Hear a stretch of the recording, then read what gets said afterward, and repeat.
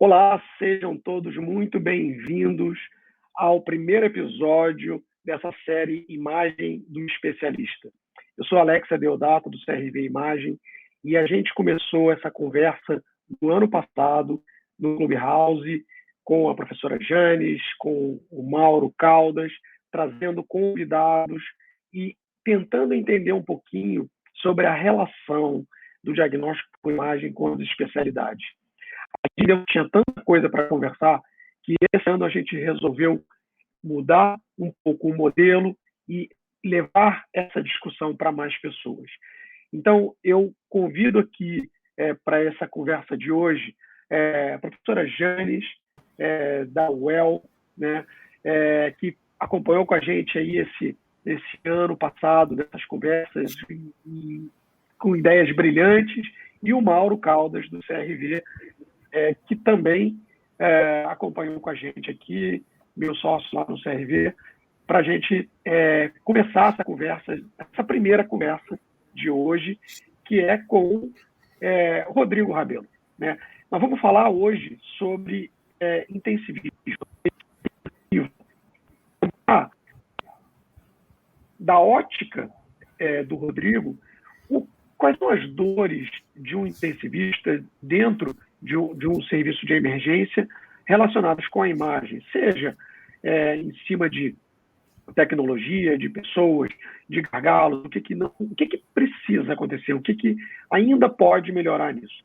A ideia de entender essas dores, entender esses gargalos, é jogar oportunidades para que a gente possa trabalhar e movimentar a medicina veterinária no Brasil para frente. Esse nosso intuito, essa a nossa ideia. Então, sejam todos muito bem-vindos. E agora eu trago para a conversa o Rodrigo, para a gente... não, peraí, vamos lá. Rodrigo, beleza? Você já está aí, muito bem-vindo.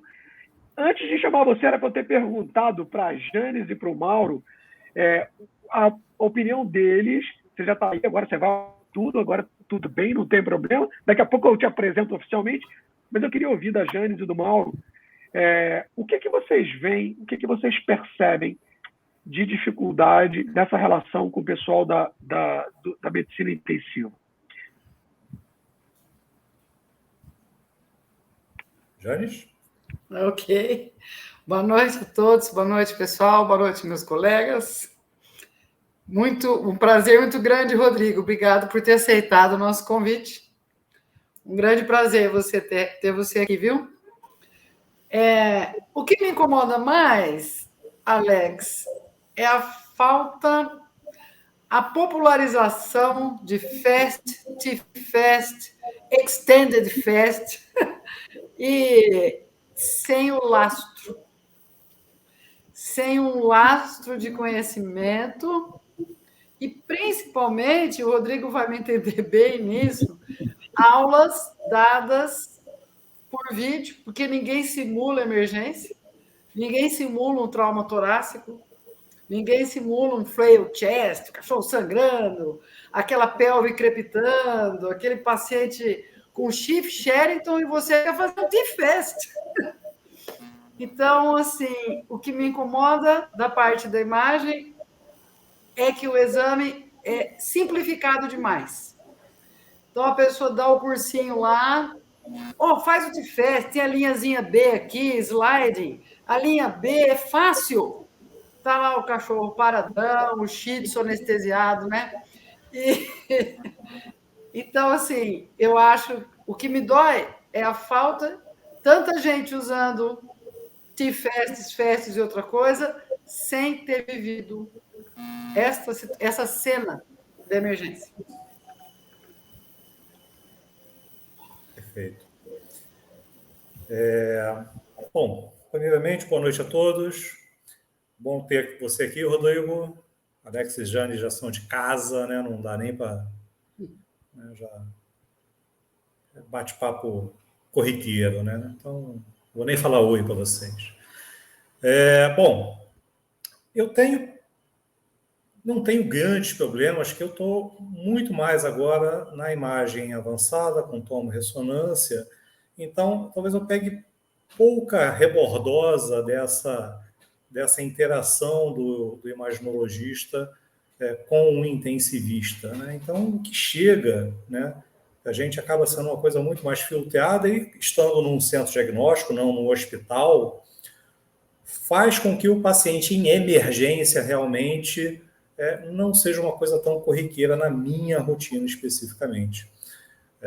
Então, eu acho que o que eu posso falar aqui de problemas que seria muito mais relacionado a ruído de comunicação, a falta de comunicação, a dificuldade de comunicação, aquele paciente que vem como uma emergência que não é uma emergência, ou o paciente que chega para a gente que está em emergência e foi ali de uma forma totalmente perdida, que não deveria estar num centro diagnóstico naquele momento, deveria estar sendo assistido de uma forma clínica muito mais presente no momento e acaba indo parar num centro de exames, às vezes sem os recursos mais adequados para uma rotina mais intensa com aquele paciente. Então, se eu fosse elencar aqui, uma situação é comunicação, falta de comunicação. Acho que isso tem que ser melhor estabelecido de uma forma mais fluida entre o clínico que está pedindo o exame e o radiologista. Né? Nosso velho dilema do ano passado, né, que é melhorar comunicação, né, e melhorar a nossa formação mesmo. Bem-vindo, Rodrigo. Acho que... Muito bom, muito bom. Rodrigo, deixa eu te apresentar aqui. É um cara que dispensa apresentações, mas eu acho que você é um cara que tem uma capacidade de agregar essa conversa, talvez para 5 horas de discussão, né? Vai ser difícil manter isso em 1 hora. Você foi o cara que fundou a Academia Brasileira de Medicina Veterinária Intensiva, você é um cara que está sempre nas mudanças, você é um cara diplomado no intensivismo, você é um cara que se meteu nessa coisa de transformação tecnológica digital, você tem cursos disso, você hoje é proprietário, CEO da Intensivet Saúde Digital, que eu acho que abre para uma série de discussões aqui interessantíssimas e de oportunidades. Eu acho que isso, já antecipando uma série de discussões que a gente vai ter, está ligado com as oportunidades em cima de todos os gargalos que a gente vai ter nos próximos 20, 30 anos na medicina veterinária. Então, eu acho que você é um cara que está muito antenado com isso e, portanto, é uma honra tê-lo aqui depois de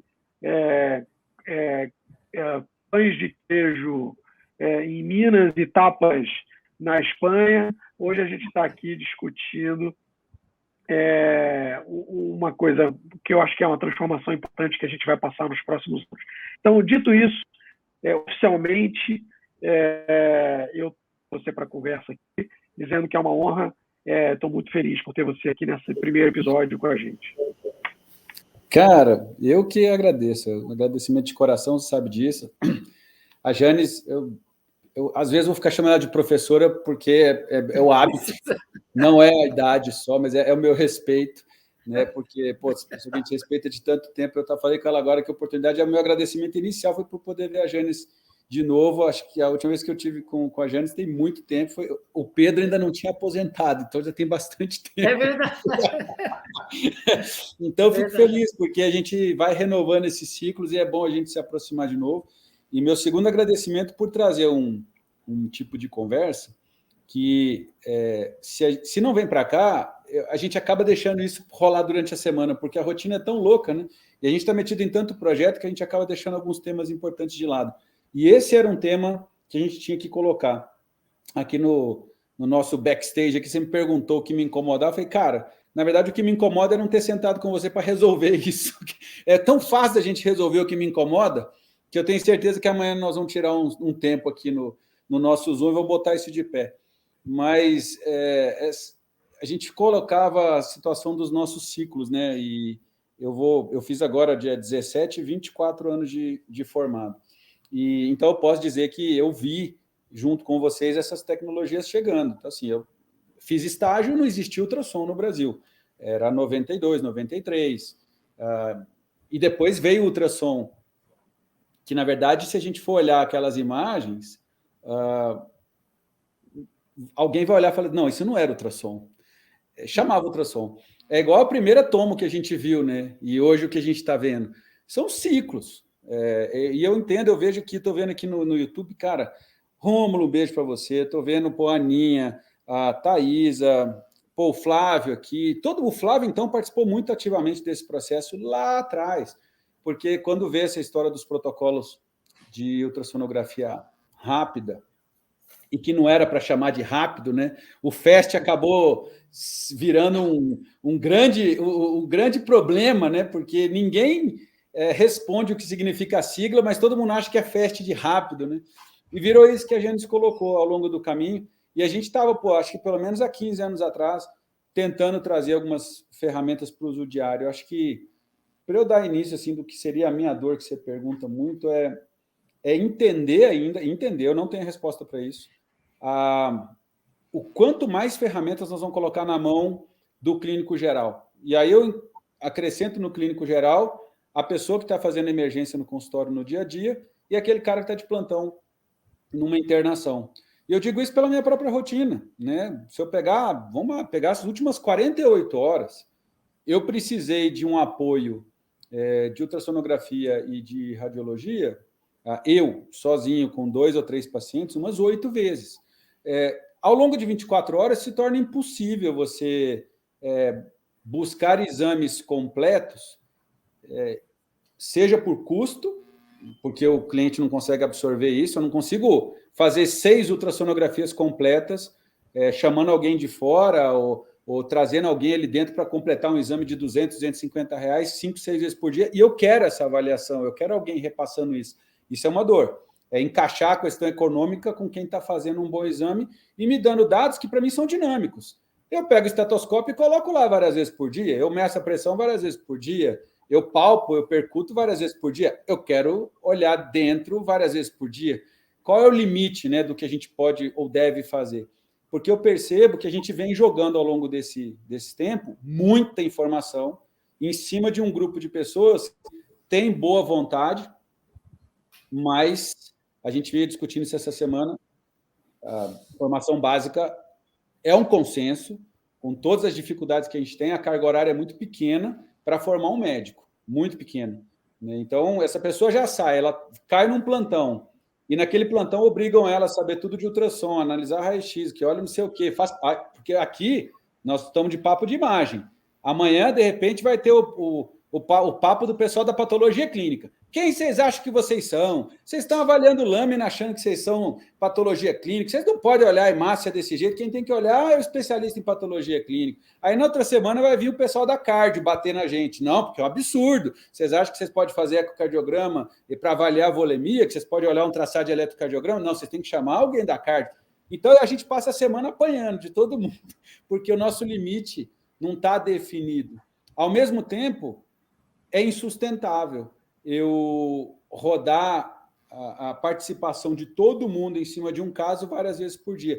E eu acho que a gente se perdeu com a base do que todo mundo tem que saber, em que momento eu peço ajuda. Né? Essa é uma dúvida que eu tenho.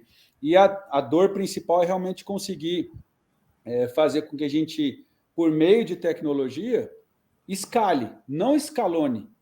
Porque para cada exame que eu precisar de uma nova pessoa para pensar, não resolve.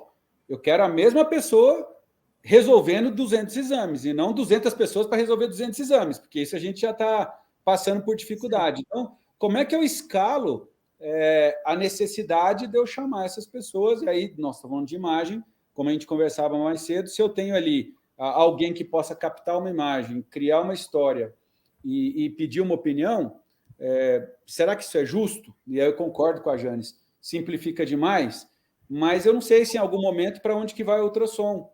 Se a gente vai para os congressos de emergência e terapia intensiva e não para os congressos de imagem, eles chamam o ultrassom de novo estetoscópio. Eu discordo. Acho que até ele pode ficar no pescoço e é portátil, não tem nada a ver uma coisa com a outra. Ele tem que estar lá, é uma nova ferramenta e são ferramentas portáteis. Querendo ou não, está sendo utilizado nas ambulâncias aí pelo planeta, por médicos gerais que não são de imagem. Né? Eu vou só fazer uma colocação aqui que faz décadas que eu falo que o ultrassom ia virar um novo estetoscópio. E eu falo e continuo falando isso. E aí eu só tenho um detalhe, que não é porque... E aí a comparação com o estetoscópio. Não é porque você tem um estetoscópio no pescoço que você sabe usar o estetoscópio. Né? Então, eu acho que essa é a comparação onde você acaba tendo ultrassom. Ou que eu tenho que substituir o estetoscópio pelo ultrassom de alguma forma.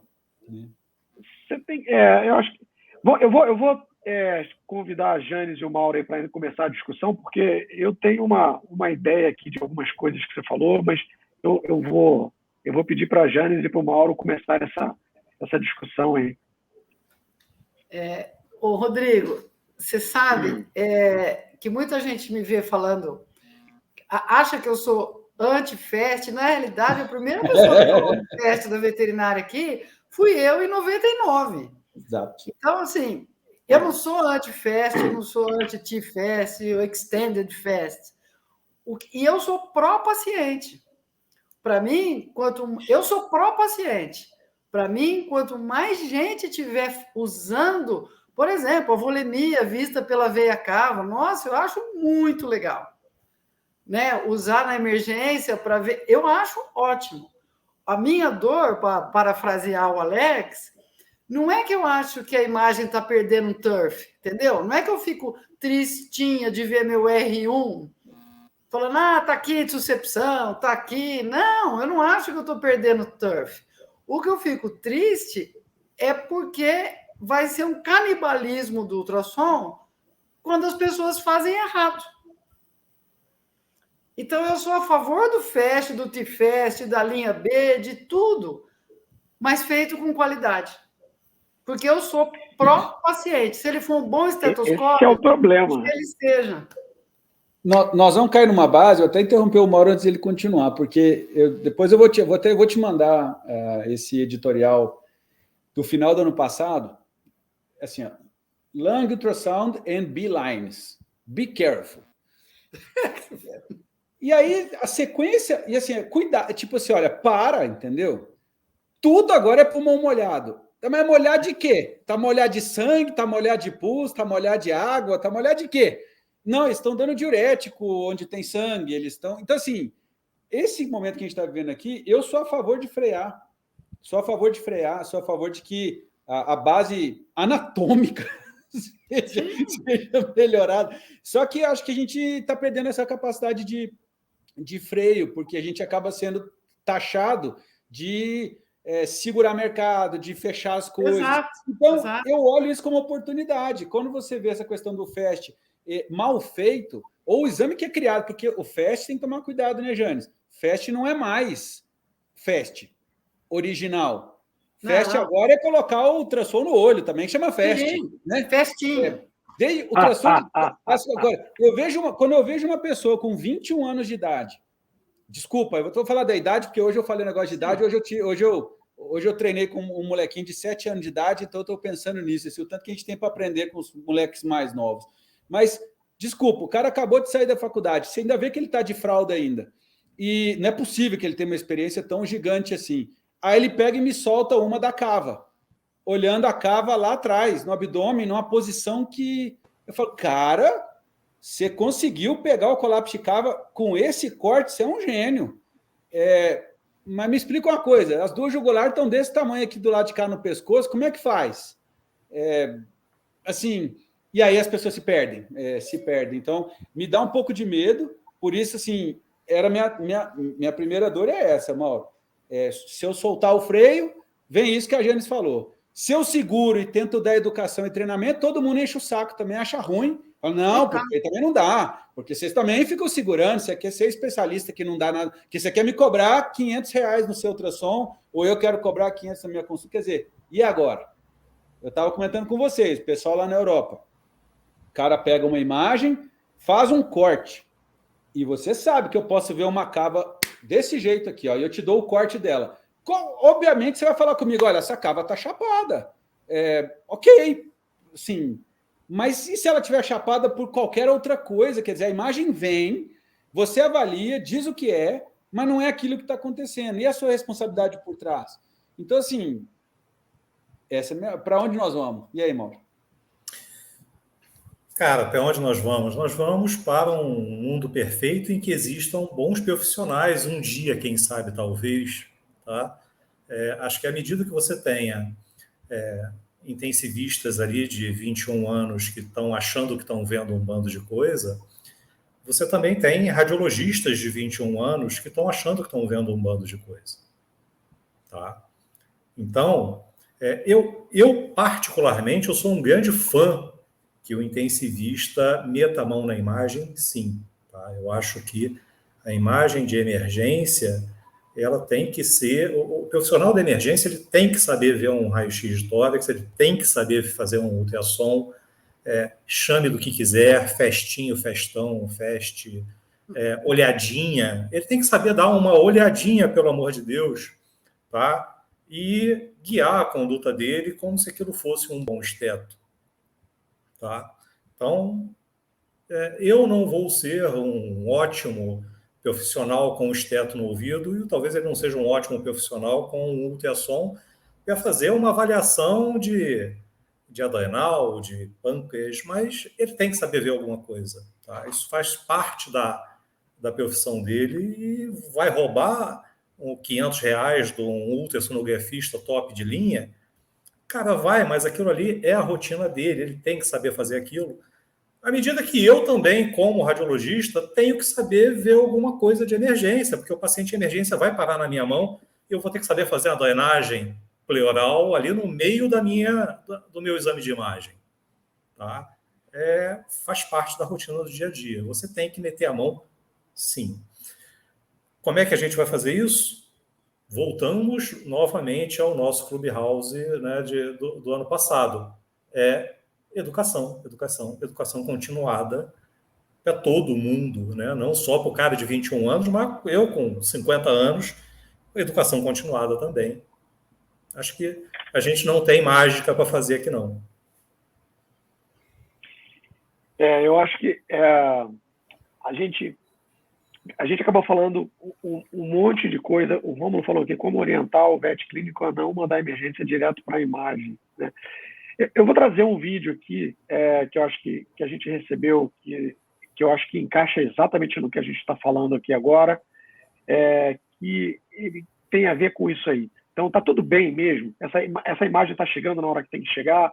O intensivista está usando as ferramentas, tem que usar as ferramentas. De quem é esse espaço da imagem dentro da emergência? Então, vamos soltar um vídeo aí que tem uma pergunta e uma colocação da professora Cássia aí, que eu acho que vale a pena a gente ouvir.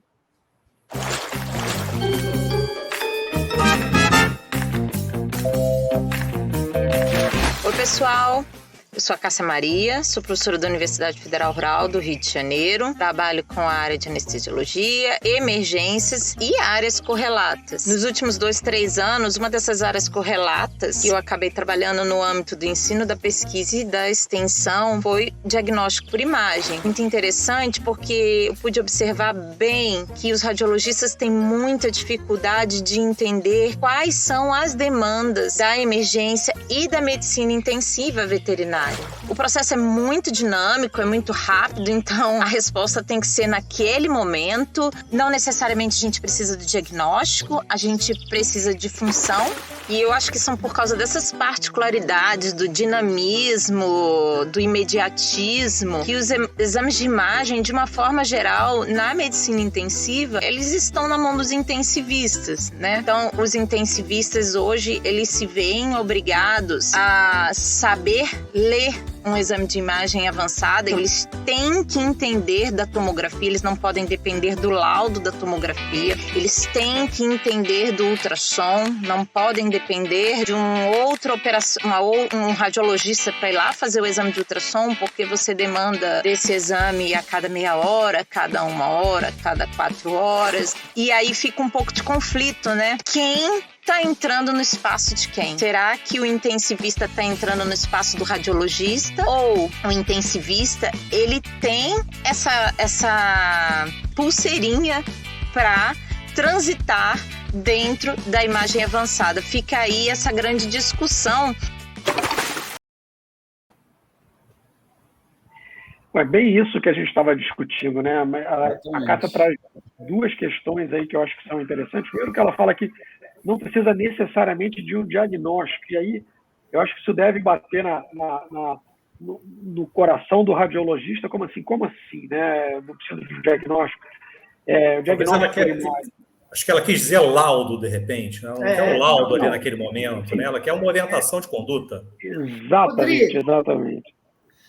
Rodrigo, eu queria te fazer uma pergunta. O primeiro livro de imagem de ultrassonografia de emergência da medicina humana foi lançado nos Estados Unidos lá em, acho que 98, 99. Eles estavam nesse dilema aí do vídeo, né? E eles colocaram em algumas residências americanas médicas, porque eles não sabiam o que fazer com o cara do intensivismo, né? Como é que ele vai ensinar ultrassonografia?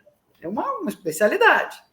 O que eles fizeram? Eu até tenho esse material hoje, porque é muito legal. Algumas residências médicas usam isso. Eu nunca ouvi falar isso na veterinária.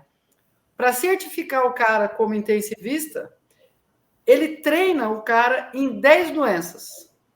Acabou. É tudo que ele sabe de ultrassom. Médicos. Então, eles arrumaram essa solução. O cara tem que saber, na medicina baseada epidemiologicamente, né? Uhum. Então, o que é? Assim, resumindo, é intussuscepção, hidronefrose, hemoperitônio, tamponamento, gravidez ectópica, cálculo renal, aneurisma de aorta, colicistite por cálculo e pancreatite. O cara é treinado nessas 10, igual um macaco. Ele não sabe fazer outra coisa. Ele sabe, e isso funcionou em vários hospitais americanos. Será que não seria, por exemplo, o gato, o que o gato tem? Trauma, disjunção da sínfise, ruptura diafragmática, fratura de... Será que a gente conseguiria, como a medicina, pelo menos pegar, diferente do que a Cássia falou, não é treinar em tudo, mas selecionar quais são as suas 15 urgências. A 16ª você chama um especialista. O que você pensa disso? Cara, acho que é um raciocínio super interessante do ponto de vista... Eu não ficaria com as doenças, eu trabalho muito a questão da triagem. Eu acho que a gente tem que ver o nosso recurso para aquele momento, para aquela condição. Então, como a gente separa em 1, 2, 3 e 4, eu tenho pacientes que estão a segundos de morrer, a minutos de morrer, a horas de morrer e a dias de morrer. Aonde está meu especialista, ou meu ultrassonografista, ou meu radiologista? Ele está a dias. Meu paciente está a minutos, eu vou ter que resolver. Se ele está a minutos e ele está lá dentro, ele já resolve ali. Mas eu gosto dos protocolos. Eu acredito que a gente deveria melhorar a educação do nosso time. E quando a gente vê aqui pela sociedade brasileira, a gente cobra do colega que vai se titular protocolo básico de tórax e abdômen. Não cobra bainha de nervo óptico, não cobra nem colapso de cava, nem volemia de ecocardiografia. Não, mas na sociedade americana cobra. Lá nos Estados Unidos e aqui não é. Então, não era o momento. Se todo mundo que se intitula, ou se eu pegar um ultrassom e não conseguir avaliar líquido livre no abdômen, não tem cabimento. Isso virou uma ferramenta de exame clínico. Esse é o nosso entendimento. Então, líquido livre e coletar, se for coletável, mas, no mínimo, fazer o score de fluido do abdômen, colocar aquilo ali e chamar alguém para ajudar. Acabou. Então, eu não iria por doença. Eu gosto do protocolo para abdômen, um protocolo de trauma para tórax e um protocolo que aí começou a ficar aquela história, né? tem uma briga do Liciandro com o Boysen que não é de hoje, e aí um fica inventando um nome diferente para o outro e eles ficam lá se pegando nos corredores de congresso. E eu não entro nessa. Então, assim, tem um pulmão molhado que não é traumático, ok. Então, ele tem um VetBlue ali que pode ser útil para avaliar pulmão molhado, mas ele também acaba sendo útil em contusão em algum momento. Então, cara, você tem que saber o básico que você tem na emergência edema agudo de pulmão cardiogênico, isso acontece direto. Então, você tem que saber a base do VetBlue. Agora, vê quantos cortes tem. Ninguém faz aquele monte de corte na hora que fala, eu fiz o VetBlue e achei as linhas B. Mas como é que você fez? Não, ele não executou o protocolo do jeito que está no paper. Não é assim. Então, é um problema quando você fala de protocolo específico para tórax que não é de trauma. E aí você tem um protocolo para pneumotórax. Perfeito. Acredito que tem que identificar, mas por quê? Porque não vem só com ultrassom. Não tem o mínimo cabimento, você foi perfeita, alguém querer me identificar um pneumotórax sem ter a parte clínica do lado. Quer dizer, faz parte do... Alguém colocou aí do ABC trauma, assim, isso é... Eu não consigo desvincular o transdutor do meu exame clínico da emergência. Não é um exame de ultrassonografia. Eu peguei meu esteto, eu auscultei, eu palpei, eu botei o transdutor, eu dei uma olhada, aí eu juntei as peças todas como especialista e tomei uma decisão de enfiar uma agulha num pericárdio. Quer dizer, eu tenho que justificar isso em prontuário de alguma forma. Então, ele tem que entender um protocolo de trauma para tórax, de trauma para abdômen. Para mim, estaria suficiente a gente parar por aqui. Qualquer outra coisa, para mim, nem devia avançar demais, apesar de eu ver o pessoal em UTI, e aí tá difícil hoje também saber o que é UTI. Vem novidade pela frente aí, não sei se vocês viram, que agora tem um protocolo FASP para internação. Antes tinha emergência, nós estamos discutindo aqui FAST, TFAST, agora veio o FASP, né, que é a ultrassonografia focada para o paciente grave da internação. Sabe quantos pontos tem para medir? 99 aspectos para eu avaliar. São 99 pontos. No paper, que são 3.000 pessoas que eles avaliaram, eles gastaram 18 minutos nesse protocolo aí. E, cara, teve mudança de intervenção terapêutica em 50% dos casos. Ou seja, foi útil. Agora vai vir um mágico, escuta o que eu estou falando, vai vir um mágico que vai pegar esse paper e vai falar, olha, agora nós vamos fazer isso aqui na veterinária, e é assim, ele vai fazer em 10 minutos, 112 pontos, e eu não sei como é que vai, porque começa do olho e termina na ponta do rabo. Então, os protocolos estão saindo, FAST, Global FAST, EFAST, eles vão botando o nome. Agora tem um protocolo de internação. Eu já discordo. Então, assim, se não está morrendo, chama alguém de fora para fazer. Agora, não está disponível, não tem grana, gente, aí não é uma coisa que nós temos que discutir aqui mais, sabe por quê? Eu tenho CRMV, tenho mais de 18 anos, tenho minha carteira de motorista, não sou virgem, eu posso fazer o que me der na telha, se eu puder ir lá e responder no meu conselho. Então, assim, se eu pegar um transdutor, colocar o nome doente e tomar uma decisão em cima disso, o problema é meu. Infelizmente ou não, e nós não estamos nessa fase ainda, eu espero que esteja, nós vamos ter os títulos. É igual a cirurgia plástica, que a gente vê tanto por aí. O cara pode operar, ué. Ninguém pede um médico de colocar a teta em uma pessoa, não tem problema nenhum. Agora, ele está muito mais vigiado. Se ele errar, o pau vai ser muito maior em cima dele. Ele que conviva com isso. Quantos deles não têm título de sociedade de cirurgia plástica? Então, assim, eu não vou num cara que não tenha. Então, nós temos que ainda demorar para chegar nessa questão de eu querer defender que medicina intensiva tem que ser assim. Olha a anestesia. Hoje o pessoal está reclamando comigo aqui. O pessoal faz um curso de um fim de semana, vai para uma cidade pequena que não tem ninguém. Quem que é o melhor anestesista da cidade pequena? Pós-graduado. É o pós-graduado de fim de semana, ele é o melhor anestesista que tem e ele é o que cobra melhor. E ele é o rei da anestesia daquela cidade. Acontece com imagem, com anestesia, com todo mundo. Então, eu sou a favor de protocolos fixos, com pouca coisa, para resolver coisas que estão matando naquele momento. O que eu tenho que eliminar? Hemorragia de grande calibre, tamponamento e ocupação pleural. Acabou. Para mim, assim, isso aqui é o que é cobrado por nós, é obrigatório. Eu cobro do meu time para fazer isso. Não tem que esperar ninguém vir. E eu acho meio sacanagem cobrar 250, 300 pau para me falar que tem 3 pontos de líquido livre no abdômen. Então, assim, isso não é um exame, sabe? Eu acho que a gente vai demorar para chegar nessa história de, mesmo gravidez ectópica, piometra. Quantos diagnósticos vocês já viram errado de piometra e ultrassonografia mal dado, assim? Então, vamos ficar só com esse pouquinho que é o que mata na hora, você tem que resolver aquilo, porque não tem ninguém para te ajudar e você não tem grana para seguir. Dali para frente, vamos chamar o colega de fora, cara, alguém que tem... Aí você escolhe. Se você vai chamar o ultrassonografista da esquina, ou você vai chamar alguém muito foda, que você conhece, confia, e que, cara, na hora que esse prontuário for para o juiz e o perito pegar para olhar, eu quero o carimbo de vocês 3 ali no laudo. Eu não vou chamar um Zé Ruela para falar que é para abrir um animal que eu nem sei quem que é, entendeu? Então, eu me protejo. Eu acho que assim todo mundo deveria se portar. E os seus protocolos, desculpa, Alex, ainda auxiliam a não matar o paciente precocemente. Porque vamos pensar que para 8 entre 10 veterinários, ruptura diafragmática em gato, ele é considerado emergência. Aí o gato morre porque ele foi precocemente operado. Então, Rodrigo, eu concordo total com você. Se a gente conseguisse dizer o que é emergência de imagem, o que é urgência de imagem, separar as duas. Quem sabe menos gatos morriam de cirurgias precoces de ruptura de diafragma, não é? Talvez até... Olha assim, que diagnóstico bom. Se fizesse aqui uma live só disso, vocês não iam entrar em consenso, vocês iam colocar 67 imagens na tela e não iam chegar a consenso nenhum. Aí quer que o plantonista com 21 anos de idade na fralda decida a cirurgia. Não, eu não deixo isso acontecer. Isso aconteceu, de novo, a gente está com o serviço de telemedicina. Olha só onde é que a gente se meteu, né? Eles mandam os dados para a gente. Então, eles têm que mandar o dado do caso completo para a gente poder dar uma conduta terapêutica ajustada. Perfeito. Cara, eles mandam laudo de ultrassonografia, radiologia, que vieram de serviço terceirizado. Ou seja, em tese, você está respeitando aquele carimbo que está ali.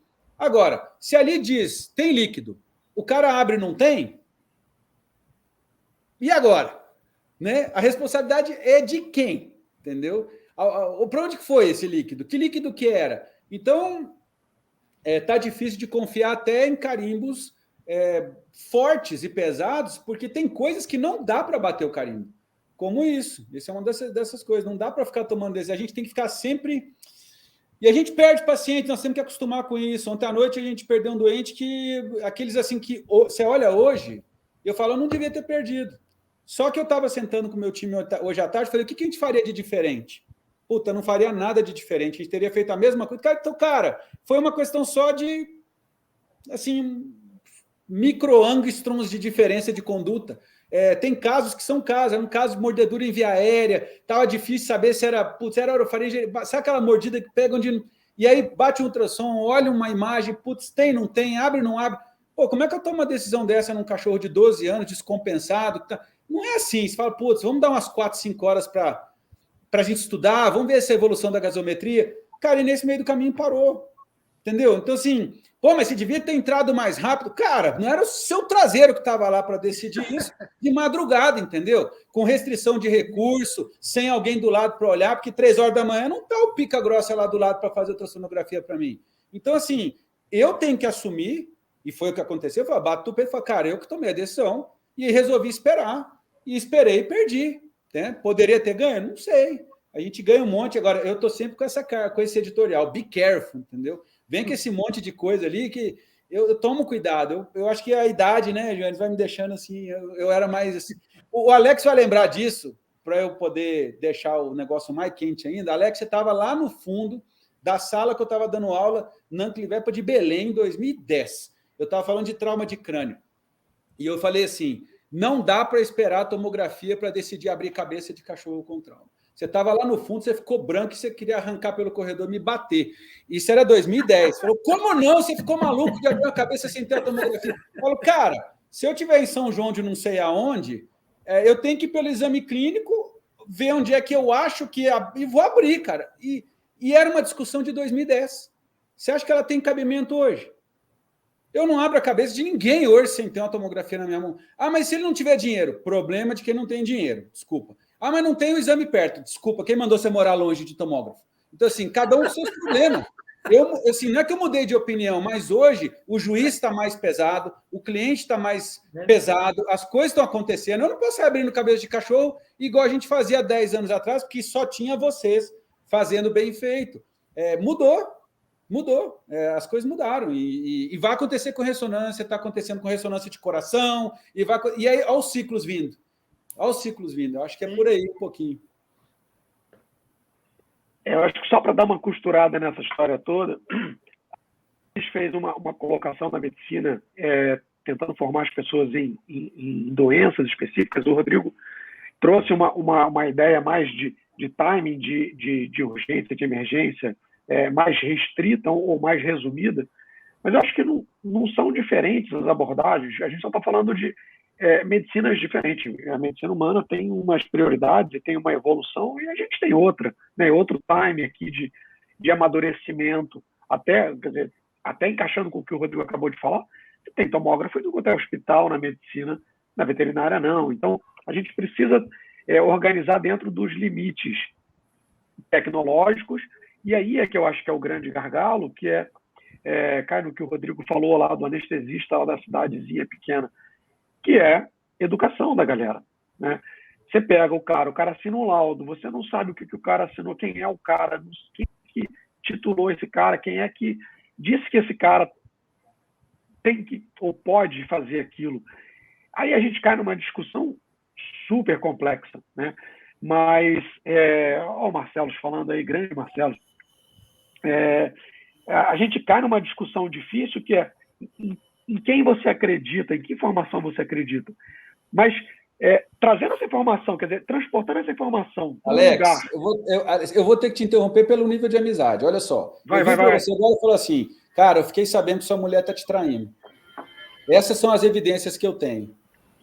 Ô, bicho, você não separa dela enquanto você não juntar as suas evidências e tomar a sua decisão. E em algumas situações você vai até aceitar o que aconteceu e vai continuar com ela. Então, assim, nós temos que trazer a responsabilidade para a gente, esse pessoal tem que parar com isso, de jogar a responsabilidade no terceiro. Você chamou um cara que você quis. Se você não confia, não confia. Né? Se você confia, né? A gente tem que lidar dessa forma. Hoje é muito misturado, é o hematologista com eu não sei quem, com todo mundo dando opinião, mas no fim, quem decide pela transfusão com a cirurgia, não sei o que, é quem liga. Quem é que liga? Exato. Essa é a minha decisão, viu, Janes? O dono da verdade é quem é que liga para dizer que morreu. Eu pergunto ali quem é. Quem vai ligar? Se morrer, quem vai avisar? Sou eu. Meu amigo, então a bola está contigo. Você junta as informações, você resolve, porque a pica é sua. Como ontem, por exemplo, eu que tinha que dar notícia, então sou eu que tenho que dar notícia, então eu que resolvo. Eu que vou fechar a conta. Eu que tenho que justificar cada exame que foi feito ali. Então acabou. Decisão nossa. Eu acho que é por aí. Vamos transferir. Responsabilidade é nossa. Não tem que terceirizar a responsabilidade. Não, eu ia chegar exatamente nisso, porque a gente, às vezes, fica numa situação, dada algumas limitações que a gente tem no Brasil, de educação, de tecnologia e tal. Isso você vai lá para fora e em conversas com o João, por exemplo, lá fora, o Galvão, o João faz o ultrassom dele, ele vê as imagens dele, é ele que vai ter que ligar, dizer que morreu, exatamente o que você falou. Eu não vou operar um paciente na cabeça de um paciente com um laudo de ninguém, eu vou ver as minhas imagens e vou... Agora, e aí é que eu acho que entra uma discussão interessante e talvez o ponto de equilíbrio, que eu também não vou deixar de ler o laudo de um bom radiologista, porque esse cara tem um olho diferente do meu. E eu acho que a opinião desse cara, às vezes, complementa com informações relevantes à minha conduta. Então, e aí, você tendo esse apoio de pessoas que você confie, você vai oferecer mais para esse paciente, isso em todas as áreas. Então, eu acho que a decisão é sua, você tem que tomar baseado no que você está fazendo e às vezes, você é a melhor pessoa para poder ver essa imagem, mas eu acho que o imaginologista, obviamente que eu estou falando de pessoas super qualificadas e bem treinadas, tem um olho que eu não acho desprezível, eu acho absolutamente relevante, porque não raro eles trazem informações diferentes e podem mudar a nossa conduta, né? Então, eu acho que você está certíssimo na sua colocação. Você antecipou meu raciocínio. E, Alex, a gente pensa junto, a gente pensa igual. Mesmo imaginologista ou emergencista, intensivista experimentado, ele vai ter que tomar decisões baseadas em evidências fracas, muitas vezes. O paciente está piorando, não tem diagnóstico, quantas vezes não é? O plantonista fala, Jane, o residente me chama, eu vou lá. Você acha que eu devo abrir? Eu concordo total com o Rodrigo. Não sei. Olha o que a Júlia escreveu aí, Jane. Olha o que a Júlia escreveu. É isso mesmo, olha lá. Falou que a palavra é sua. O laudo é meu, eu assino isso que eu Eu vou assinar aquela merda. Eu vou assinar esse negócio. E se abrir e não tinha nada? É só na veterinária que é pecado, porque médico chama de laparotomia branca, que não deve ser nem politicamente correto isso, né? Porque o médico... Já não vai poder chamar mais disso? Na veterinária... Essa foi boa. Na veterinária, se o cara abre um abdômen, o imaginologista suspeita de uma obstrução, o cirurgião, 2 horas da manhã, como o Rodrigo falou, abre o paciente. Abriu, fala, não era. Na veterinária é pecado mortal. Sabe como chama na medicina? Laparotomia branca. Fez para tentar salvar a vida. É que na veterinária nunca é branca, né, Janes? Que já aproveita, já tira, já faz a castraçãozinha, limpa a boca, já tira a hérnia. O pessoal já emenda. O pessoal aqui já consegue, né? Já não perde o procedimento. A viagem não está perdida, não, entendeu? O pessoal já tira o básico, já está resolvido já. Mesmo o cara experimentado, quer seja intensivista ou... Eu tenho dúvida uma vez por semana, não é? Paciente com múltiplas comorbidades, eu tenho dúvida. Eu falo para o cara o que o Rodrigo falou. Sei lá, o paciente é teu, mas eu te apoio. Tamo junto. Quiser que eu vou lá falar com o proprietário, eu vou também. Mas olha como é que é importante manter essa humildade, porque eu não sei se vocês estavam cientes, mas com a gente, por você tem um procedimento de contenção de danos. Tecido mole e tecido duro. Em ortopedia, a gente não conseguiu fazer isso andar. Mas há 10 anos atrás, a gente teve vários treinamentos de contenção de dano ortopédico no Brasil para emergencista, não andou. Sabe por quê? Precisava de estudar e ter técnica, porque você meter uns pinos atravessados ali, um fixador externo, sem ser ortopedista, para conter um dano e evitar problema, e o ortopedista vir na sequência e ganhar a cirurgia, precisava demais. Com o ultrassom não teve problema. Sabe por quê? Porque ninguém tem responsabilidade de nada. Pega o transdutor, coloca lá, não machucou ninguém. Então, assim, falou qualquer besteira, depois disse que mudou, não, porque a ultrassonografia é dinâmica. Tinha líquido, agora não tem mais. Agora tem de novo, agora não tem mais. Então, assim, o que na ortopedia o pessoal deu 2 passos atrás. Falou, opa, isso aí não dá pra gente, não. Deixa só para ortopedia, fica com a pata fraturada 3 dias mesmo esperando alguém operar e machucando. Mas na imagem o pessoal parece que cruzou a linha com muito mais facilidade. Verdade. Menos risco, né? Eu queria aproveitar, então, e trazer, apimentar um pouco mais essa discussão, né? E trazer vou subir a temperatura aqui um pouquinho, com outro vídeo, que eu acho que está relacionado com isso que a gente está discutindo aqui. Então, vamos subir a temperatura agora e vamos ouvir uma outra pessoa aí importante comentando sobre essa coisa da especialidade, do treinamento das pessoas.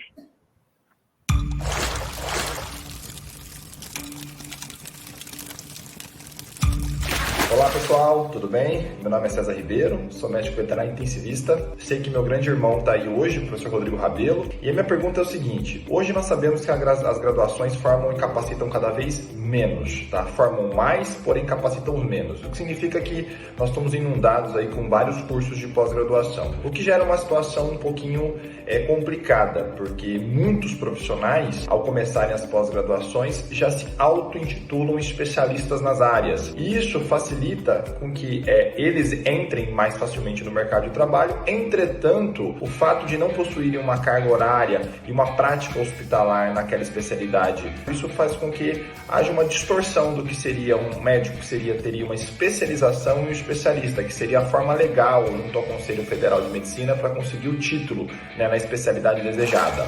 Qual a opinião de vocês em relação a isso? Essas autotitulações, elas são uma oportunidade ou são um desafio a ser combatido perante a nossa classe veterinária?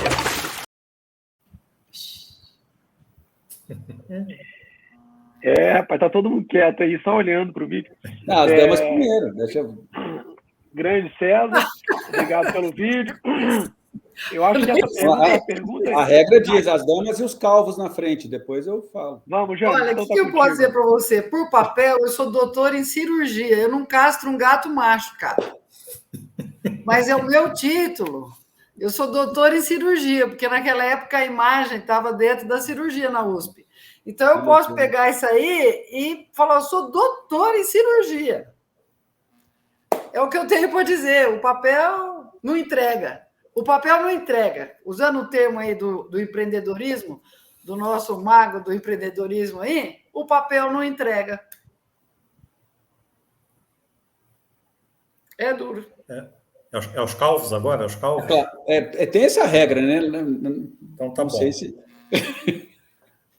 Rapaz, assim, eu tenho o título, né, de especialista em diagnóstico de imagem, daquele bonitinho ali, dado pelo conselho, fizemos prova. Assim, o diagnóstico de imagem ainda está engatinhando, né, no título de especialista, né, reconhecido pelo conselho. A gente tem pouquíssimos profissionais, mas aqui ainda no Brasil a gente não tem um reconhecimento tão diferenciado, né, do especialista oficial, né?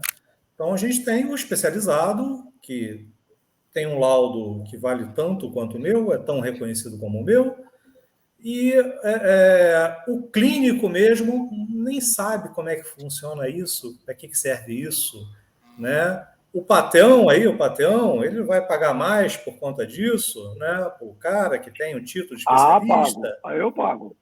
Paga. Amanhã a gente conversa, então, vamos lá. Então, eu acho que sim, a gente tem um futuro com a especialidade, tá? Eu acho que existe uma possibilidade de um futuro interessante, contanto que toda a medicina veterinária mude o seu modo de agir e todo mundo chegue a isso, tá? Então, quando você tiver especialidades fortes e reconhecidas em todas as áreas, talvez o diagnóstico de imagem tenha isso como uma ferramenta de reconhecimento bacana, né? Mas aqui ainda não chegamos lá, e não sei se eu vou pegar ainda isso vivo. De repente, meu neto chega com isso sendo uma realidade útil, né? Hoje, o título de especialista nada mais é do que um afago no meu ego, né? Eu vou fazer uma colocação aqui antes do Rodrigo responder, porque eu sei que o Rodrigo é um forte defensor da especialidade do ponto de vista mais certinho possível, e eu acho que isso seria importante, a beça. A gente está tentando fazer isso na neurologia também, a passo de cágado, e entendo que precisa ter algum tipo de freio. Então, alguém tem que dizer que você sabe fazer um ultrassom, que você sabe fazer uma tomografia, que você sabe fazer uma neurocirurgia, e alguém tem que provar isso, né? A gente não tem nenhum tipo de prova para nada, a gente se auto-intitula o que a gente quiser no Brasil, só que isso é o Brasil. Isso é para qualquer coisa, para veterinária, para engenharia, para mecânico de automóvel. Então, eu acho que a gente tem uma cultura muito difícil. Mas, dito isso do Brasil, eu acho que tem um gargalo que é mais complexo do que esse, que é a evolução da tecnologia, né? A gente pega hoje, por exemplo, os Estados Unidos, que tem cerca de 600 diplomados em radiologia, em imagem, e isso é um número que é metade da demanda por esses profissionais. E você tem, por ano, 40 pessoas saindo das residências todo ano. Ou seja, esse buraco não vai ser preenchido nunca. Para piorar, cada ano sai mais um professor de uma universidade e vai embora, e tem muitas universidades hoje que não têm staff de imagem. Então, quer dizer, o futuro você vai ter menos imaginologistas formados. Isso é um prato cheio para encaixar a inteligência artificial, que está vindo com força total para ocupar exatamente esse gap, essa demanda que não tem gente para fazer, né? E aí já é um feeling meu, não é dado de ninguém, eu não acho que daqui a 10, 15 anos a gente vai competir com a inteligência artificial. Para mim, na imagem, daqui a 10, 15 anos, a gente está falando de computador, e vão sobrar alguns experts para poder orientar as máquinas e algumas pessoas brilhantes, mas vai ser tudo inteligência artificial, e talvez não chegue a 10, 15 anos. Ou seja, trazendo para a discussão aqui da especialidade, e aí eu vou jogar para o Rodrigo, em 10 anos a gente não organiza essa cultura brasileira? Nem a pau. Não existe hipótese de 10 anos a gente conseguir chegar em algum lugar. E os Estados Unidos já está há 50 anos e está percebendo que não está funcionando. Ou seja, e aqui eu estou falando da imagem especificamente, estou falando de uma janelinha da especialidade, mas eu acho que serve quase que para todas. Então, complicando a história e jogando mais pimenta, elevando a temperatura no grau máximo, eu volto para o Rodrigo agora para ouvir como é que você vê essa bagunça toda. Cara, eu venho pensando da seguinte forma, eu às vezes me pego cobrando do sistema uma solução para um problema que sou eu que tenho que dar. Várias vezes eu me pego fazendo isso. Então, se eu fizer isso aqui, me perdoe, me corrige, falou, você passou do ponto. O que eu quero dizer? Tecnologia é um negócio que sempre me atraiu. A gente está aí brigando com essa história de telemedicina, sendo que há quanto tempo não se faz laudo de imagem à distância no Brasil? Há quantos anos? Que uma imagem é enviada para fora e o CRMV não tem que ser do mesmo estado, ninguém tocou nesse assunto. Agora vieram encher meu saco, né? Não, mas... Então, assim, são momentos políticos. Então, eu percebo o seguinte, eu, Rodrigo, fundador da, Sociedade Brasileira, da Latino-Americana, que está batalhando para tocar um processo com telemedicina, cara, eu estou indo para o conselho tentar ajudar. Então, estou em grupo de trabalho, me ofereço, estou correndo atrás, entrei em edital de Ministério da Agricultura para montar manual de antibiótico.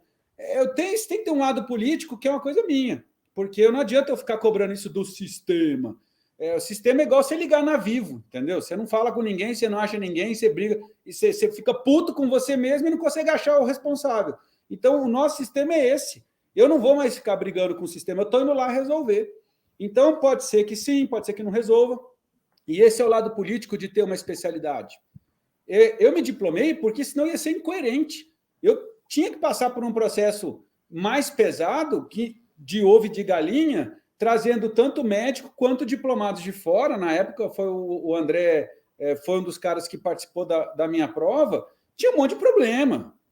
Então, assim, não foi a melhor prova do mundo. Se eu fizer ela de novo, eu posso não passar. É capaz de eu não passar da prova que eu faço agora para os títulos. É o que a Gênesis falou. O tempo passa, gente, e não tem problema nenhum. Então, eu entendo a especialidade da seguinte forma. As especialidades têm que ser criadas. Estamos batalhando para ver se a neuro entra nessa. A cardio já entrou. Tem que ir. Porque, politicamente, é importante para o Brasil mostrar para o resto do mundo que a gente tem diploma aqui, que a gente está correndo atrás e que tem um grupo de 4, 5 em cada especialidade que estão apertando. Ok. Vamos sair desse momento político e vamos para a clínicazinha pequena, o dia a dia. Não tem. Como que faz? Eu consegui resolver isso internamente? Claro, eu passei a cobrar mais caro a minha hora na marra. E entrei num acordo com o César, com o Leandro, com o Bolfer, e falei, cara, nós vamos cobrar igual, nós não somos titulados. Não me cobra mais do que... Então, assim, quer, não quer, amém. Você pode chamar alguém que tem muita gente melhor do que eu para um monte de coisa em medicina intensiva. Eu odeio ventilação mecânica, eu não gosto de distúrbio eletrolítico, eu odeio essas coisas, mas, cara, eu sou obrigado a fazer isso para minha prova, sabe? Hoje eu não faço mais, e como a Gênesis falou, tem 24 anos de formado, eu faço o que eu quiser, assino o que eu quiser, atendo quem eu quiser, entendeu? Eu posso fazer isso como vocês podem, mas eu separo bem essas coisas, a questão política tem que ter. E à medida que a gente consiga almas que também percebam que é importante para a nossa profissão.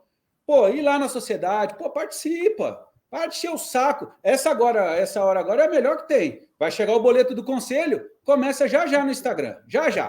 Porque essa bosta desse conselho, porque só serve para mandar boleto. Esse ano eu vou avisando. Se eu pegar alguém falando isso na rede social, eu vou para cima. Pode esperar, porque assim, você vai reclamar, você vai encontrar comigo lá no Conselho Federal para a gente poder conversar sobre o que é que você fez para tentar arrumar as coisas. E para a especialidade é a mesma coisa. Então, eu tenho minhas dúvidas. Será que... Por que eu não posso? Quer dizer, claro, o Alex falou que eu posso. Eu posso olhar para uma radiografia. Fala radiografia ainda? Fala. Eu ia falar uma placa, aí eu ia me condenar. A gente falava uma placa. Você falasse chapa você estava... Então, eu olho para a imagem e alguém me pede uma opinião. eu estou no Brasil. Aqui eu tenho um negócio chamado CRMV. Eu posso pegar aquela imagem e falar assim, eu entendo que isso aqui é isso aqui. Eu pego meu carimbo aqui, bato lá e assino. Então, assim, eu gostaria de que fosse obrigatório, sim, é meu desejo, que isso só viesse da mão de alguém que passasse pelo Colégio de Radiologia. Gostaria, muito. Agora, quem é que assina o FAST? O FAST, ou o TFAST, ou o VetBlue? Não tem que ter laudo? Não tem que ter? Cara, olha só que loucura, a gente não tem que entrar nessa. Uma coisa é a parte de como que a gente vai desenvolver nas nossas especialidades, até onde que a gente deve ir, como que a gente pode profissionalizar, vamos fazendo. Cara, eu faço telemedicina e não posso fazer teleconsulta, e estou lá brigando o tempo todo para que isso aconteça, é proibido o que eu vou fazer. Eu vou lá brigar para tentar ver se vai poder acontecer ou não. Né? Vocês acham que se amanhã, fique esperto, se amanhã passa no conselho uma resolução que diga que a gente só pode atender no nosso estado, e agora? Quer dizer, então, vai afetar a vida de alguém aqui? De todo mundo. Então, cara, todo mundo tem que se envolver nessa discussão. E esse é um lado que todo mundo corre. Mas a gente ficaria até meia-noite, porque política é igual, religião é igual, família é igual e a profissão é igual. O pessoal da engenharia fala a mesma coisa, eles estão lá brigando agora em outro podcast, outra live, falando a mesma coisa. Os advogados estão em outra live falando a mesma coisa. Então, aí é um pouco chovendo molhado, sabe? Então, eu separo o Rodrigo tentando ser mais político com a idade, entendendo melhor como é que as coisas estão caminhando, brigando pela minha posição. Você acha que eu não fico puto? Por isso que eu estou lá no conselho agora. Vamos normatizar a UTI. Para com essa história de falar que você tem UTI. Eu fui para o conselho, abri um grupo de trabalho com especialistas, nós estamos, daqui a pouco sai a resolução no final do ano. Ó, UTI é isso. Não tem a 1275? Vai ter uma de UTI. Se eu pegar uma internação que chame UTI e não tiver, eu vou denunciar. E não é porque eu sou babaca, é porque o conselho trabalha por provocação. Eu aviso ele que tem alguém fazendo uma coisa errada, ele vai lá e corrige. É assim que as coisas funcionam. E assim vai ser. Com a imagem deveria ser igual, com a neuro deveria ser igual, com todo mundo deveria ser igual. Minha opinião. Muito bom. Curti. Galera. Acho que a gente chegou aqui num ponto de tempo, né? Estamos com 1 hora já batendo papo. Eu acho que não no meu. Que dava para ficar aqui. O que é? Não no meu, porque os meninos estão assistindo o Encanto e está faltando, é um filme da Disney, bonitinho. Está faltando uns 40 minutos ali, então eu estou de boa, eu tranquei eles ali, eles estão... Dá para a gente ficar aqui falando horas dessa história toda aqui, e eu acho que eu queria chamar um outro vídeo aqui. Acho que o Rodrigo é um cara que tem uma estrada aí por atuação em várias clínicas, né? Como consultor, como parceiro, como trabalhando. Você é um cara que conhece o Brasil, já rodou aí fora do Brasil, no Brasil. E tem o último vídeo surpresa para você aí que a gente trouxe e vou botar aqui no finalzinho aqui como antes da gente fazer o fechamento.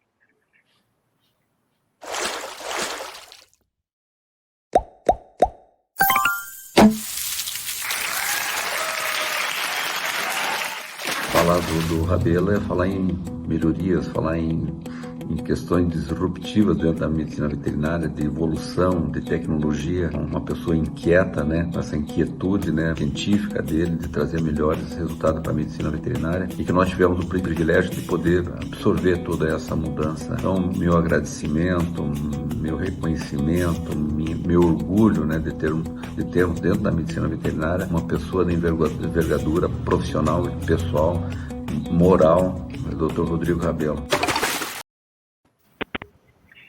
Tá aí, o Marcelos da Clinivet, vice-presidente da BHV, um grande nome da medicina veterinária também. Parecia que ele estava ouvindo a nossa live aqui antecipadamente, porque ele encaixou exatamente em toda essa inquietude, né, em toda essa movimentação, o que mostra que, de fato, não é alguma coisa de blá, blá, blá, de live, sim de postura, de atitude e de transformação que você vem buscando aí. E que a gente compartilha também e acha que é importantíssimo. Então, Rodrigo, muito obrigado por esse bate-papo, essa conversa. Eu acho que daria, de fato, para a gente discutir muito. A gente já conversou muita coisa sobre esses temas e ainda vamos discutir mais. Eu espero que as pérolas do que a gente soltou hoje aqui, soltas ou não tão soltas assim, possam ser usadas por todo mundo que ouviu e por nós mesmos, que eu acho que é isso aí, a gente tem que construir as coisas juntas, né? Então, fica aqui meu agradecimento, depois eu volto no final para falar da próxima live, mas vou deixar com Janice, Mauro, as palavrinhas finais aí para a gente poder caminhar para o encerramento. Rodrigo, obrigada por participar, fazia tempo que a gente não se falava. Mas uma coisa não mudou de antigamente. Sempre que eu te ouço, eu aprendo. Olha só. A última vez que você esteve aqui na UEL, eu também participei do seu treinamento, que eu te trouxe. Então, te reencontrar significa voltar a aprender. Muito obrigada. Obrigada pela sua presença e obrigada por, durante esses anos todos, ter levantado a barra da medicina da emergência e do intensivismo no Brasil. Você realmente mudou a forma com que a medicina de emergência e o intensivismo são vistos no Brasil. Obrigada por tudo isso que você faz pela gente. Que eu falo, não tem jeito. Muito obrigada. Não, imagina, pelo amor de Deus, escutar. E quando alguém perguntar o que é sucesso, aí a gente resume assim: ó, quando alguém do naipe da Janice fala alguma coisa assim da gente, acabou. Minha carreira podia, como diz o outro, né? Eu podia acabar minha carreira, né, hoje, né, não tinha problema. Tá tudo certo. Mas vou fazer meus agradecimentos no final. Assim, ó, eu fiquei até emocionado aqui com a Janice aqui. Obrigado. Professora, minha eterna professora. Obrigada. Janice é fantástica, né? Uma roubada falar depois dela. O que eu vou falar depois da Janice? Não dá, né, pô? Assim, faço minhas as palavras de Janice Gonzalez. Pronto, já tá bonito o negócio. Mas realmente, Rodrigo, obrigado. Acho que esse bate-papo é uma pequena sementinha, acho que a gente tem muito que discutir com todas as especialidades, mas com certeza com intensivismo. Eu espero o dia em que os radiologistas não matem animais tentando fazer posicionamentos perfeitos, né? Então, vamos interagir mais, vamos conversar mais, vamos trocar figurinha. E você pode fazer ultrassom, eu não vou brigar com você por causa disso. Fica feliz e vamos tentar tocar a vida aqui nesse mundo doido. Abraço. Abraço, Janice. Abraço, Alex. E até a próxima. Abraço, querido. Cara, eu vou deixar um último recado. Assim, eu lembrei que eu até saí correndo para pegar ali agora, porque está na minha cama, no meu armário ali atrás. A gente sabe que eu não vou falar em conflito geracional, porque senão vai mais polêmica e já acabou o horário. Então, não vou falar de geração Z, milênios, é outra live, né? Mas, cara, eu percebo que assim, a gente está deixando as histórias morrerem, sabe? E me dá um pouco de pena saber, em algum momento, e não estou chamando a Janice de velha, pelo amor de Deus, mas ela falou que, né, ela falou em 1998, então assim, ela mesmo já se colocou num momento. Cara, hoje, infelizmente, se eu perguntar para 20 pessoas aqui em Brasília quem é a professora Janice, eles não vão saber me dizer. Porque eles estão saindo da faculdade numa velocidade tão grande, eles não estão permitindo que a história se faça. E que a gente tenha pessoas que fizeram a nossa história aqui no nosso país, continuarem, e está nativa, quer dizer, você não morreu, você continua trabalhando, está no dia a dia. E as pessoas têm que te conhecer, como tem que conhecer o Alex, o Mauro e por aí vai. Então, assim, eu faço questão sempre de guardar as minhas histórias, sabe? O cara que me treinou, ele fica aqui embaixo, a minha mãe da terapia intensiva, a minha falecida professora Douglas, eu novinho aqui, o cara, eles não daqui. Eu sei que foto parece coisa velha, mas é foto. Eu vejo todo dia. Então, assim, eu acho que o pessoal que está saindo da faculdade, já que não está dando para combater essa questão da graduação ruim, etc., arruma um ídolo para você, cara. Aqui, fora, em qualquer lugar, gruda, vai em cima, assim, porque tudo que nós estamos conversando aqui, muita gente não entende. Porque, Janice, 20 anos se relacionando com alguém é muita coisa. E você não constrói do dia para a noite, entendeu? O Alex está brincando dos tapas na Espanha, não sei o que, nós passamos muito perrengue junto. Agora, você faz isso, são 20 anos, é uma construção. Então, assim, paciência. E encontra um ídolo para você, agarra nele, em vez de ficar reclamando, porque pelo menos já dá um pouco mais de caminho, sabe? Para as pessoas poderem construir, porque daqui a pouco nós vamos encher o saco, hein? Pega aí, já mais uns 25 anos. A gente encheu o saco. Então, deixa eu recado, assim, arruma alguém legal para você. Claro, podia ter mais fotos aqui atrás, mas a gente guarda com tanto carinho. Pô, Rômulo, Flávio, Aninha, gente que são de novo, 2 décadas que você conhece alguém, acompanha o trabalho, você honra aquela pessoa e você tenta trazer ela para o dia a dia das outras pessoas, dando exemplos do que vocês fazem, como que vocês trabalham, para que as pessoas tragam isso para o dia a dia delas. Então, espero que vocês se baseiem em bons exemplos para tomar as suas decisões, porque às vezes é isso que está faltando, né? Um conselho, um aviso, algo para ajudar, porque o pessoal também não está fácil, não. Eles estão perdidinho, precisando de ajuda, e às vezes não tem essa ajuda na mão, né? Então, cara, brigadão aí pela ajuda e espero que a gente se veja aqui o mais breve possível aí. Legal, Rodrigo. Então, muito obrigado. Eu acho que o papo realmente foi legal. Tem muita coisa aí que a gente conversou bacana. Queria agradecer os vídeos da Cássia, do César, do Marcelo, que foram 3 vídeos que levantaram a temperatura aqui de alguma forma para a gente poder conversar. Queria convidar vocês para a conversa de semana que vem, né?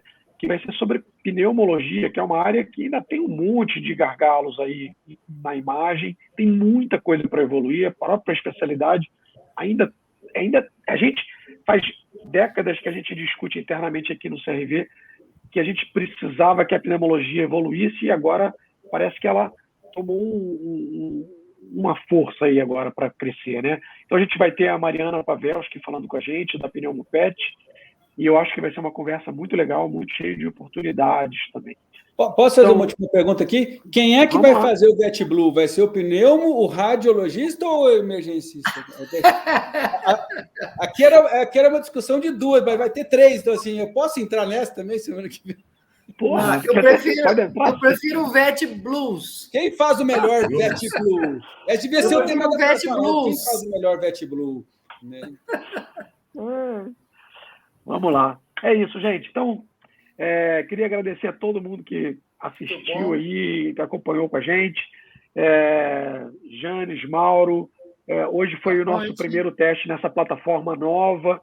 Então, ainda tem muita coisa para aprender. Foi super bacana. O Bernardo, que está aí por trás no backstage, aí, fazendo toda essa organização para a gente. Então, foi incrível. E esse ano vai ser bem legal. Acho que a gente tem muita coisa para discutir aí, muita coisa para trazer, e sempre com pessoas ilustres aí, como o Rodrigo, que ele falou, cara, eu vou começar esse negócio, eu sou o primeiro, eu quero começar o ano, vamos de frente. Eu falei, porra, então fechou, vai ser incrível, e não podia ser diferente. Rodrigo, obrigado mais uma vez, valeu. E, gente, um abraço para todo mundo, beijos, abraços. Valeu, gente. Tchau, tchau.